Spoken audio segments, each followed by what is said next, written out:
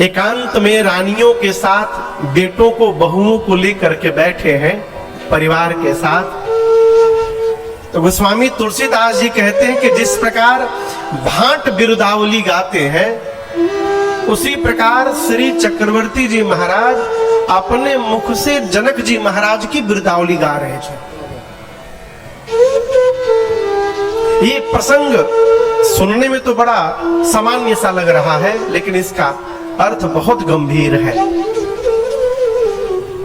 बड़ा वो नहीं है जिसको जगत बड़ा कहता है, बड़ा वो है माई बाप जो सबके भीतर बड़प्पन का दर्शन करता है।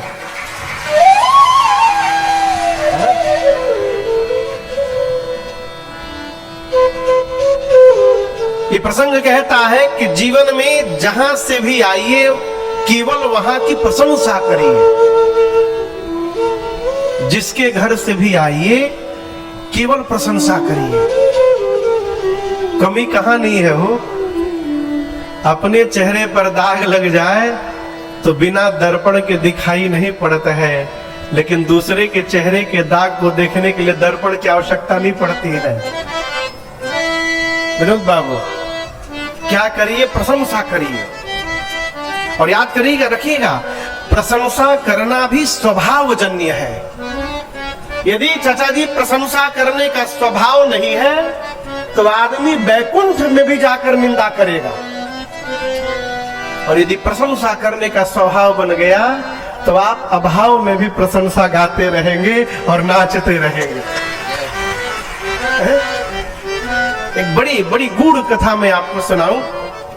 मैं बहुत छोटा था, कलकत्ता में एक न्यूज़पेपर हिंदी समाचार पत्र है जिसका नाम है सन्मार्ग। तो रविवार के दिन सन्मार्ग के एक विशेषांक में रविवार को बहुत सारी बोध कथाएं छपती है। अभी भी छपता है प्रत्येक रविवार को। मैं बहुत बचपन की बात बता रहा हूं। उस पेपर में मैंने कहानी पढ़ी और वो कहानी मुझे अब तक स्मरण में है, उसका विस्मरण नहीं हुआ। एक व्यक्ति कहीं से भी भोजन करके जब अपने घर लौटता था, किसी घर गया निमंत्रण में, भोजन करके लौटता था तो घर वालों से बड़ी प्रशंसा करता था। क्या भोजन हुआ है आज, अमृत 56 भोग खाया हो, आनंद आ गया, ऐसा भोजन तो कभी किया ही नहीं। घर वाले सुन सुनकर और जले, अकेले जाके उड़ा के चले आते हैं, हम लोग को सुना सुना के सताते हैं। एक दिन पूरे परिवार ने ठाना कि आज हम भी चलेंगे। अब जिद कर दिए तो कहा ठीक है चलो। पत्नी को बच्चों को लेकर गया निमंत्रण में, और दैव संयोग कहिए उस दिन 56 भोग तो दूर, शुद्ध पूड़ी पर भी आफत हो गई। भर पेट भोजन भी पूरी सब्जी नहीं मिला। अब परिवार वाले तो कल्पना करके गए थे 56 भोग मिलेगा। लौटते समय पत्नी बच्चे सब अब डपट पड़े उस पर, कौन सा 56 भोग खाते हो अब पता चला मुझे। तुमको कहीं भी ठीक से भोजन नहीं मिलता होगा, केवल झूठ बोलते हो। चुपचाप सुनता रहा। रात्रि में पत्नी ने एकांत में पूछा, ये बताइए आप झूठ क्यों बोलते थे? हम जानते हैं लेकिन सब जगह ऐसा नहीं होगा, लेकिन आप पता है जैसा आप बताते थे वैसा बिल्कुल नहीं होगा। तो आप झूठ क्यों बोलते थे? उसका उत्तर बड़ा अद्भुत है। कहता है, भाग्यवान जिसके घर से मैं भोजन करके लौटता हूं उसका नमक खा के आता हूं, और किसी का नमक खा के उसकी निंदा किस मुख से मैं करूंगा, इसलिए मैं केवल प्रशंसा करता हूं। कितनी बड़ी बात। श्री चक्रवर्ती जी ने भाट की तरह श्री जनक जी महाराज की प्रशंसा गाई, बिरुदावली गाई। शुभ दिन देख करके कल कंगन छुड़ाया गया है। कुछ दिन रहने के बाद श्री विश्वामित्र जी विदा लेकर के चक्रवर्ती जी से अपने स्थान बक्सर वापस गए। आज हम और आप श्री अयोध्या कांड की कथा में प्रवेश करेंगे। ये श्री रामचरितमानस का द्वितीय कांड है, दूसरा कांड है। कांड के प्रारंभ में गोस्वामी जी ने भगवान शंकर को याद किया है। शंकर जी को गोस्वामी जी ने बाल कांड में 2 श्लोकों में याद किया है। भवानी शंकरो वंदे श्रद्धा विश्वास रूपिणो याभ्याम विना न पश्यन्ति सिद्धा स्वान्तस्थमीश्वरम। और दूसरा श्लोक वंदे बोधमयम नित्यम गुरुम शंकर रूपिणम यमाश्रितो हि वक्रोपि चंद्रः सर्वत्र वंद्यते। जब बाल कांड में 2 श्लोक में शंकर जी को प्रणाम कर चुके थे, तो अयोध्या कांड के प्रारंभ में फिर से याद करने की क्या आवश्यकता थी? आप श्लोक देखिए, अयोध्या कांड का प्रथम श्लोक बाबा कहते हैं, यशांके च विभाति भूधर सुता देवा पगामस्तके भाले बाल विधुर गले च गरलम यस्योरसीया सोयम भूति विभूषणः सुरवरः सर्वाधि सर्वाधिपर सर्वदा सर्वः सर्वगतः शिवः शशिनिभः श्री शंकरः पातु माम्। पहले श्लोक में कहते हैं, जिन भगवान शंकर के वामांग में मां भवानी विराजमान है। यशांके च विभाति भूधर सुता, सिर पर देव नदी मां गंगा है, ललाट पर चंद्रमा है, गले में हलाहल विष है, वासुकी यज्ञोपवीत बनकर सुशोभित है। जो भगवान सर्वत्र है, सर्वज्ञ है, सबके स्वामी है, उन भगवान शंकर को मैं बारंबार वंदन प्रणाम करता हूं। क्यों? शंकर भगवान के जीवन से सीखने का सबसे महामंत्र मैं आपको निवेदन करूं, अभाव में भी कैसे आनंद में रहा जाए, ये भगवान शंकर के स्वभाव में दर्शन करिए। ऐसा नहीं कि उनके पास कुछ है नहीं और कुछ ला नहीं सकते, वो रखते नहीं अपने पास। क्यों? जो अपनी चिंता करेगा वो जगत का कभी कल्याण नहीं कर सकता है। स्वामी विवेकानंद जी कहते हैं, परिवार को सुखी करना हो तो अपने सुख का त्याग करना पड़ेगा। आपको सुनाया था मैंने, भगवान शिव, भगवान शंकर जैसा कोई देवता नहीं है। पीछे पंचायतन सरकार दिखाई पड़ रहे हैं, राम जी का परिवार है, हम राम जी की कथा गाते हैं, लेकिन आप दर्शन करिए, राम जी की पूजा तो होती है, सीता मैया की भी पूजा होती है, लक्ष्मण जी की पूजा तब होती है जब राम जी के साथ होते हैं, भरत जी शत्रुघ्न जी की पूजा तब होती है जब वो राम जी के साथ होते हैं। लेकिन आप मेरे शंकर भगवान का परिवार देखिए, बाबा की पूजा अलग से, मैया की पूजा अलग से, गणपति भगवान की पूजा अलग से, दक्षिण भारत में कार्तिकेय स्वामी मुरुगन स्वामी के नाम से पूजे जाते हैं, उनकी पूजा अलग से। और छोड़िए, गंगा जी की पूजा अलग से, चंद्रमा की पूजा अलग से, और तो और नाग पंचमी के दिन नगों की पूजा होता है, होती है ना। ऐसा कोई परिवार आपको नहीं मिलेगा जिस परिवार के एक एक सदस्य की पूजा अलग अलग होती हो। एकमात्र परिवार है भगवान शंकर का। क्यों? कारण जानते हैं? इसका कारण केवल एक है, शंकर भगवान पूरे परिवार को लेकर, भगवान शंकर पूरे परिवार के साथ दिन रात राम जी का भजन करते हैं। ये भजन का प्रभाव है कि भगवान शंकर का परिवार के प्रत्येक सदस्य की पूजा वंदना अलग अलग की जाती है। भजन जीवन में किया गया सत्कर्म ही हमको जगत में प्रतिष्ठा प्रदान कराता है, जो अक्षर प्रतिष्ठा होती है। और दूसरी बात,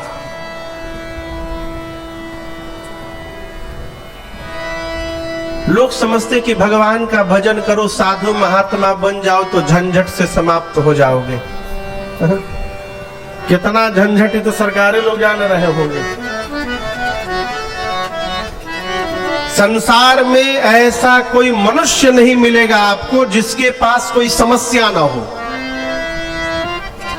जो कह रहा है कि मेरे पास कोई समस्या नहीं है, आई एम सो सॉरी, वो झूठ बोल रहा है। कोई ऐसा नहीं है। हमरे लगे नहीं है का कि विनोद जी के लगे नहीं है, सरकार के पास नहीं है। इतनी समस्याएं हैं आप कल्पना नहीं कर सकते।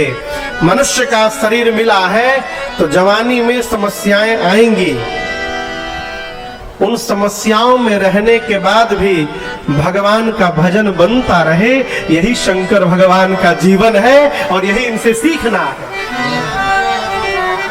इसलिए गोस्वामी जी ने पहले श्लोक में भगवान शिव को याद किया, दूसरे श्लोक में राम जी के मुख को वंदन किया। प्रसन्नताम या नगताभिषेकतः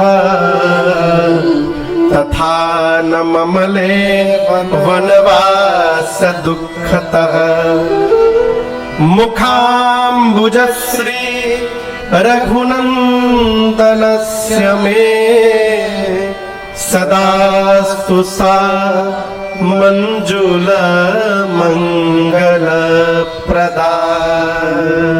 गोस्वामी जी कहते हैं मैं राम जी के उस मुख को प्रणाम कर रहा हूं। किस मुख को? रात में राम जी सुने कि सवेरे युवराज बनना है, प्रसन्न नहीं हुए। सवेरे सुनना कि वन में जाना है, दुखी नहीं हुए। आप समझ रहे हैं? आजकल किसी को आप बता दीजिए कि सवेरे आपको ये पोस्ट दिया जाने वाला है, आप बताकर बाहर निकले नहीं कि वो फेसबुक पर छींट देगा, तुरंत पोस्ट हो जाएगा हैशटैग लगाकर। राम जी सुने कि कल युवराज बनना है, भगवान प्रसन्न नहीं हुए।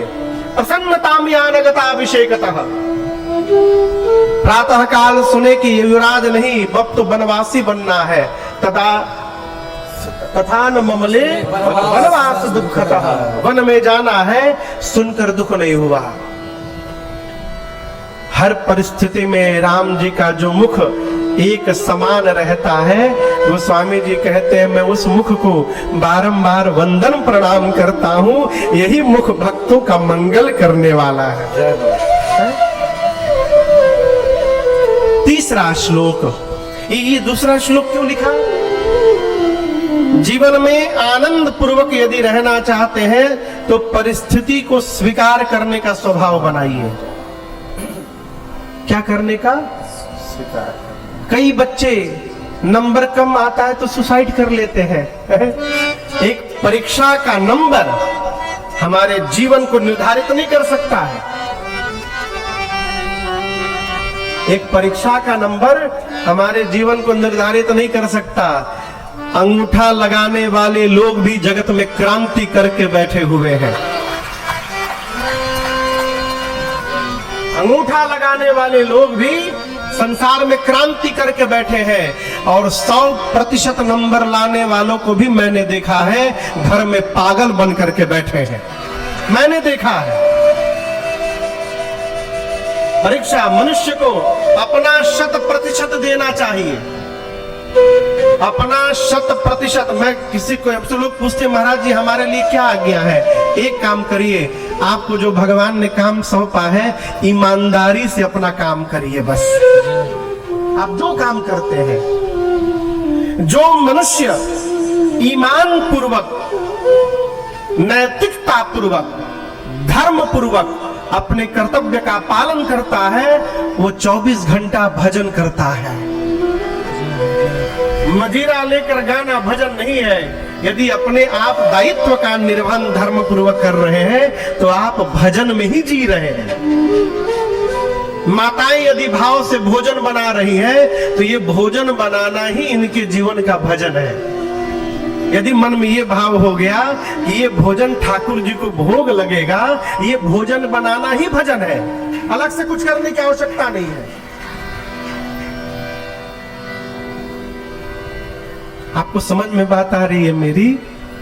स्वीकार करने का स्वभाव बनाइए। किसी महापुरुष की बात मैं आपको कह रहा हूं, मैंने सुनी है किसी महापुरुष से, उनकी बात मैं आपको आगे पहुंचा रहा हूं। उन्होंने प्रश्न किया लोगों से, क्या आपके जीवन में कोई समस्या है? मैं पूछ रहा हूं, आप लोग के जीवन में कोई समस्या है? जोर से बोलिए। हाँ है, ठीक, अच्छी बात। अब एक दूसरा प्रश्न पूछ रहा हूं, उसका 2 उत्तर होगा, हाँ चाहे ना। आप समझ रहे हैं ना? फिर मैं प्रश्न पूछूंगा, उसका 2 उत्तर होगा, या तो हाँ या तो ना। आप लोग हाँ बोलिएगा। क्या बोलना है? हाँ, याद रहेगा ना? हाँ बोलना है। फिर से आइए शुरू से। आप लोगों के जीवन में कोई समस्या है? जोर से हाँ। फिर पूछ रहा हूं दूसरा प्रश्न, इसका उत्तर हाँ देना है। क्या उस समस्या का समाधान आपके हाथ में है? तो किस बात की चिंता?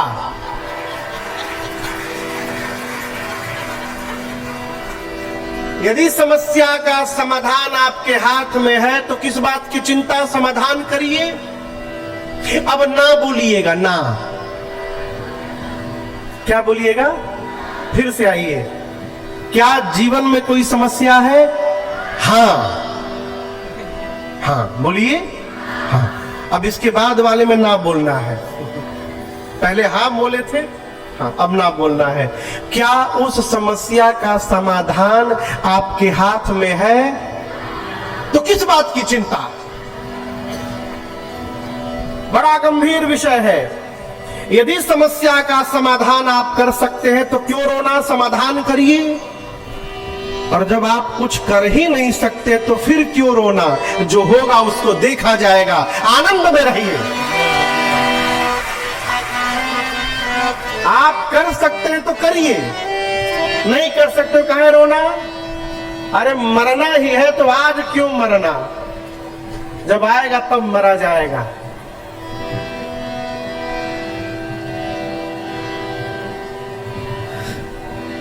किसी महापुरुष ने कहा कि मैं जीता हूं मरने के लिए, मैं जीता हूं मरने के लिए, कुछ लोग मर मर के जी रहे हैं। समझ रहे हैं? मरना तो निश्चित है, आज नहीं मरना है, आनंद में रहना है। जीवन में परिस्थिति को स्वीकार करने का स्वभाव बनाइए। आप अभाव में भी नाचते हुए दिखाई पड़ेंगे। इसलिए गोस्वामी जी ने दूसरे श्लोक में राम जी के मुख को वंदन किया। तीसरा श्लोक मेरे पीछे स्वरूप का दर्शन करिए। कहते हैं, नीलांबुज श्यामल कोमलांगम सीता समारो पितवाम भागम पाणौ महासायक चारुचापम नमामि रामम रघुवंशनाथम।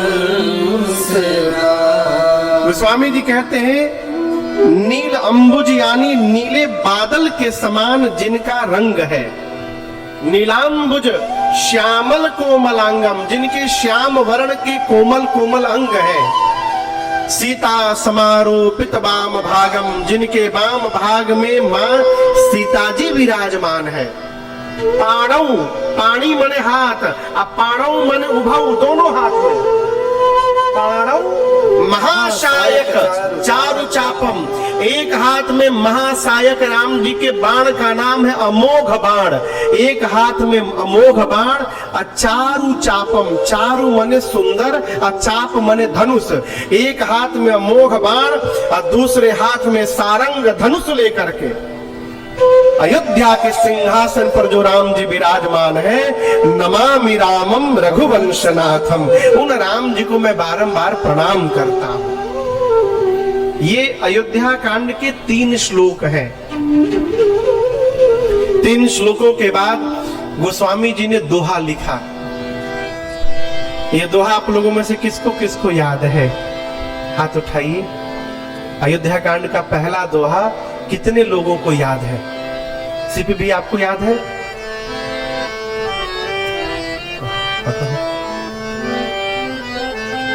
चारे पांच लोग उठा रहे हैं। किसी को याद नहीं है ना? सबको याद है।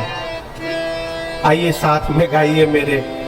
श्री गुरु चरण सरोज रज निज मन मुकुर सुधार बरनो रघुवर बिमल जसो जो दायक फल चार। अच्छा, ये दोहा कितने लोगों को याद था? महापुरुष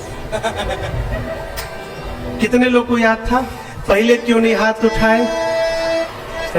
महाराज हमको तो ध्यान ही नहीं था कि रामचरितमानस का दोहा है। हम तो हनुमान चालीसा का मान के बैठे थे। मानस जी को लाल कपड़ा में बांध के सवेरे शाम अगरबत्ती दिखाने से कुछ नहीं होगा। कई लोग श्री रामचरितमानस किनके किनके घर में है? हाथ नीचे करिए। कितने लोग डेली पढ़ते हैं? दर्शन करिए। मानस जी को लाल कपड़ा में बांध कर आरती न उतारिए, इससे कुछ नहीं होगा। मानस जी जब तक इस मानस में नहीं आएंगी तब तक जनमानस पर इसका प्रभाव नहीं पड़ेगा। इसलिए नियम बनाकर एक दोहा ही पढ़िए, लेकिन नित्य पढ़िए। पुस्तके पढ़ी विद्या पर हस्ते गतम धनम। किताब में पढ़ी हुई विद्या का आप लाभ तब तक नहीं ले सकते जब तक उसको पढ़ के किताब से बाहर न ले आवे। उसी प्रकार आपका रुपया यदि हमारे पास है तो उस रुपया का सुख आप नहीं ले सकते। भले आप कहते रहिए महाराज जी को लगे हमारे 1 लाख बा आप बोले रहिए, जीवन भर बोलते रहिए। महाराज जी को लगे हमारे 1 लाख बा आप बोलते रहिए, उसका लाभ आपको मिलने वाला नहीं है जब तक महाराज जी आपके हाथ में नहीं रख देंगे तब तक। अगर हमारे लगे क्योंकि रुपया उपिया नहीं, हम पहले ही बता दे रहे हैं। कुछ लोग के हैं जो हम लौटा देंगे, है। हम ही बताएंगे नहीं के हैं। ये तो आनंद का विषय है। मानस जी को पढ़ने का स्वभाव बनाइए। बिना पढ़े कल्याण होने वाला नहीं है। हो कथा तो हम 9 दिन सुना के चले जाएंगे, 10वें दिन क्या होगा? इसीलिए हम नहीं कहते कि आप 1 घंटा पढ़िए, नियम बनाइए। अभी हमारे एक भैया आए थे नागपुर से, देवानंद भैया, कमरे में बैठे थे। रिश्ते में हमारे साले लगते हैं वो, लेकिन उम्र में हमसे बड़े हैं बहुत, तो हम बचपन से उनको भैया भैया ही कहते हैं। तो नागपुर से अभी आए थे, हमसे बोले राजन बाबू दरभंगा में आपकी मैंने कथा सुनी थी पहली बार, उसके पहले मैं कथा सुनता नहीं था। आपकी एक बात मैंने सुनी और मुझे इतना धक्का लगा, यही बात जो भी आपको सुनाया कि लोग मानस जी को लाल कपड़े में बांध के रखते हैं और आरती उतारते हैं। मुझे बात स्पर्श कर गया। अब मैंने नियम बनाया कि मैं डेली नित्य श्री रामचरितमानस का 1 चौपाई याद करूंगा, 1 चौपाई। और उस नियम को आज तक मैं पालन कर रहा हूं और उसको करते करते आज बहुत सारी चौपाइयां हमको याद हो गई हैं। कई चौपाई हमको सुनाए बैठ के। आप ना 1 घंटा पढ़िए, 10 घंटा पढ़िए, 5 मिनट भी ना पढ़िए, 1 चौपाई को पढ़ने में और याद करने में 1 मिनट लगेगा। कितना? यदि 1 मिनट भी हमको अपने सनातन धर्म के रक्षण में नहीं लगा सकते हैं तो हम मनुष्य कहलाने के अधिकारी नहीं हैं, हमसे अच्छे पशु जी रहे हैं। आप समझ रहे मेरी बात को? इसलिए मानस जी के प्रति यदि समर्पण दिखाना है तो मानस जी को पढ़िए, 1 चौपाई पढ़िए, लेकिन नित्य पढ़िए। गोस्वामी तुलसीदास जी ने अयोध्या कांड का पहला दोहा लिखा। श्री गुरु चरण सरोज रज निज मन मुकुर सुधार बरनऊ रघुबर बिमल जश जो दायक फल चार। गोस्वामी जी कहते हैं मैं गुरुदेव भगवान के चरण रज से अपने मन रूपी दर्पण, मुकुर यानी दर्पण, अपने मन के शीशे को साफ कर रहा हूं। क्यों? नहाने के बाद सवेरे सवेरे शीशा के सामने जाते हैं ना, और जिसके सिर पर बाल है वो तो जाइबे करेगा, और जिसका बाल नहीं उसको क्या मतलब, जाने कोई मतलब नहीं है, जहां रहे वही ठीक है। शीशे के सामने जाते हैं आप, यदि दर्पण पर धूल लगा हो, मैल जमा हो, अपना चेहरा दिखाई देगा? नहीं दिखेगा। जैसे दर्पण पर मैल लग जाए अपना मुख नहीं दिखता, उसी प्रकार मन के दर्पण पर मैल जम जाए तो भगवान की कथा समझ में नहीं आती। और ये साफ कैसे होगा? गुरुदेव भगवान की चरण रज की कृपा से, दूसरा कोई